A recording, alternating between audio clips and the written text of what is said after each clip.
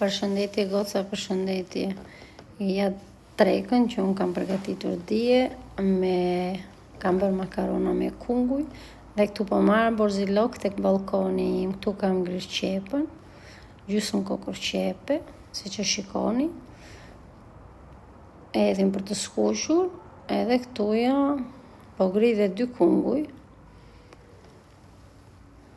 I kam darë në mes kungujt edhe i kam ngrirë kështu rrota të holla, nuk duhet të jenë të trasha. Dhe ja ku i mbaruam. Me të ngrirë tani i hedhim tek digani për të skuqur. Skuqim pak qepën, si fillimisht, që të marrë të ngjyrën e verdhë. Pastaj ja hedhim kunguj. Mund t'i shtoni dhe 3 kunguje, nuk është problemi, sa të keni ju dëshirë. Sa më shumë t'i shtoni, aq më mirë. I lëm që të skuqen bashkë kungujt me gjithë qepët.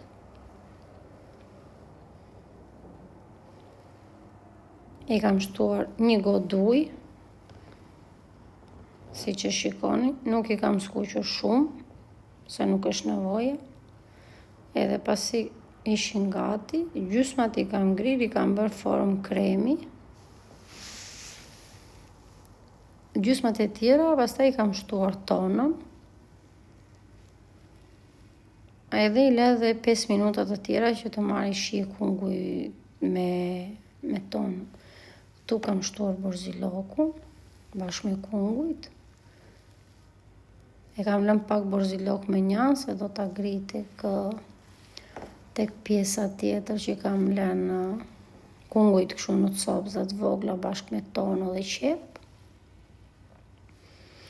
Edhe këtu i kam shtuar 1 mozzarella. Atëre disa më pyesin çfarë është tono. Tono është peshk tono, nga i malli që është peshk. I kam ngrirë.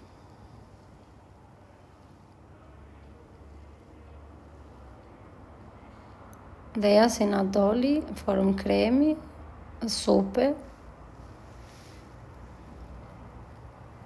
Tani i shtojmë gjithë përbërësit bashkë, edhe këta që unë kam ngrirë në këtë mënyrë. I hedhim gjithë dhe digani.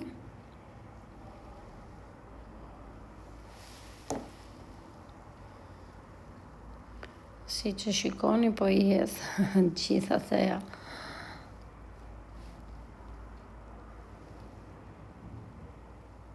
I trazojmë. E kam trazuar pa gaz, se gazi shifiku nuk është i ndezur, se nuk është më nevoje. Tu makaronat ishin gati dhe i trazojmë gjitha bashkë. Edhe ja, rezultati në fund fare, se si na doli. Ja makaronat tona. Dolën fantastike, kush do le t'i provoj. Pastaj normal, kur i kam ndarë makaronat në pjatë, detyrimisht më vonë i kemi shtuar dhe djathë të grirë lartë edhe pak vaj ulliri, sipas dëshirës. Ja. Çata ash e çat lesh, kush do le t'i provoj edhe t'i bëj.